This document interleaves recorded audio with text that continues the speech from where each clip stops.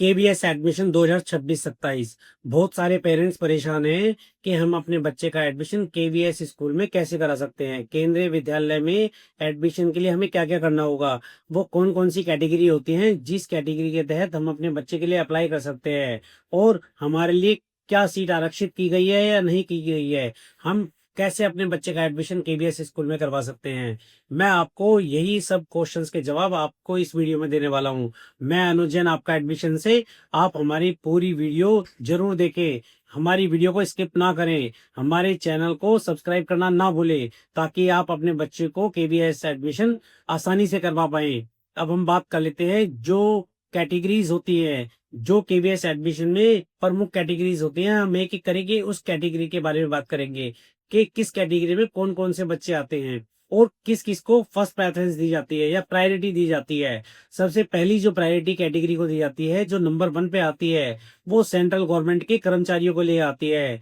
जो भी central government के कर्मचारी होते हैं, उनके बच्चों को एडमिशन के लिए पहले नंबर पर रखा गया है। अगर आप केंद्रीय सेंट्रल गवर्नमेंट के कर्मचारी हैं, तो आपके बच्चों का एडमिशन आसानी से सेंट्रल स्कूल में हो सकता है।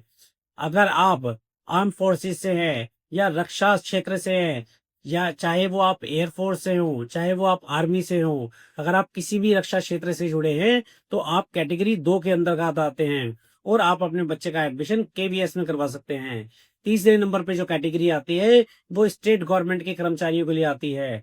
अगर आप दिल्ली में रहते हैं और दिल्ली के स्टेट गवर्नमेंट के कर्मचारी हैं, तो आप इस कैटेगरी के तहत अपने बच्चे का एडमिशन केंद्रीय विद्यालय में अप्लाई कर सकते हैं और आपके बच्चे का एडमिशन केंद्रीय विद्यालय में हो सकता है। जो चौथी कैटेगरी होती है, फोर्थ नंबर पे जो कैटेगरी है, उस कैटेगरी में पीएसयू के कर्मचारी आते हैं, जो गवर्नमेंट से एफिलेटेड होती हैं या गवर्नमेंट के तहत काम करती हैं। वो पीएसयू कंपनीज होती हैं और उनके कर्मचारी भी इसमें एडमिशन ले सकते हैं। इसके बाद आती है फिफ्थ नंबर पे कैटेगरी, जो पेरेंट्स प्राइवेट जॉब करते हैं या जो बिजनेस करते हैं, वो भी अपने बच्चे का एडमिशन सेंट्रल स्कूल या केंद्रीय विद्यालय में करवा सकते हैं। बहुत सारे पेरेंट्स को ये गलत जानकारी होती है कि हम अपने बच्चे का एडमिशन केंद्रीय विद्यालय में नहीं करवा पाएंगे, क्योंकि उसमें केवल सरकारी कर्मचारियों के बच्चों का एडमिशन होता है। मगर ऐसा नहीं है। अगर आप प्राइवेट जॉब करते हैं या बिजनेस करते हैं, तो आपके बच्चे का एडमिशन भी सेंट्रल स्कूल में हो सकता है। मगर वो कैसे होगा, वो जानकारी मैं आपको इस वीडियो में देने वाला हूँ। अगर आप कि इन इस कैटेगरी से बिलोंग करते हैं, कैटेगरी 5 में आते हैं, तो इसके लिए लॉटरी सिस्टम के ड्रॉ के द्वारा ही एडमिशन हो सकता है। वो लॉटरी सिस्टम कैसे काम करता है, मैं आपको बताता हूं कि वो लॉटरी सिस्टम कैसे काम करेगा।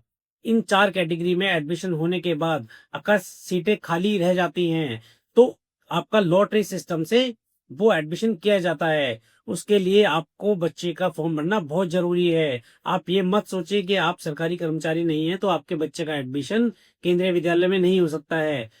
मैं आप चाहता हूं कि आप अपने बच्चे का एडमिशन के लिए जरूर फॉर्म भरें और आप भी उस कैटेगरी में आ सकते हैं जिसमें आपके बच्चे का एडमिशन केबीएस में हो सकता है। इसके लिए आपके बच्चे का एडमिशन फॉर्म भरना बहुत जरूरी है। उसके बाद आपके बच्चे के फॉर्म की जांच होगी और उसको सेंट्रलाइज ड्रॉ में डाला जाएगा, जो कि कंप्यूटराइज ड्रॉ होता है।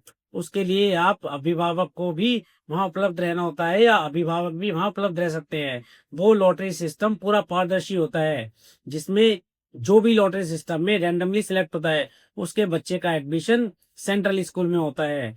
इसलिए आपका फॉर्म भरना बहुत जरूरी है। और ये आप मिथ है कि आप अपने बच्चे का एडमिशन केंद्रीय विद्यालय में नहीं करवा सकते हैं। इसके अलावा भी एक कैटेगरी होती है, राइट टू एजुकेशन। अगर आप ईडब्ल्यूएस कैटेगरी से बिलोंग करते हैं, इकोनॉमिकली वीकर सेक्शन से बिलोंग करते हैं, तो 25% सीट्स हर केंद्रीय विद्यालय में रिजर्व रखी गई है राइट टू एजुकेशन के तहत। तो अगर आप ईडब्ल्यूएस कैटेगरी से बिलोंग करते हैं, तो आज ही अपने बच्चे के लिए केबीएस स्कूल में अप्लाई करना ना भूलें। अब मैं आपको इसकी जानकारी आगे देने वाला हूं कि अभी तक केबीएस के फॉर्म नहीं निकले हैं।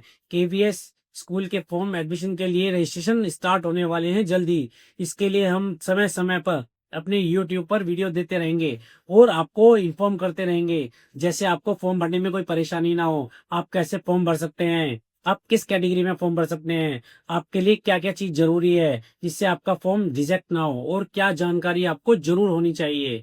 मैं अनुज जैन आपका एडमिशन से लगातार आपकी हेल्प करता रहूंगा। समय समय पर आपकी हेल्प करता रहूंगा केवीएस एडमिशन से जुड़ी हुई, ताकि आपका बच्चा भी केवीएस स्कूल में पढ़ सके और सफल हो सके।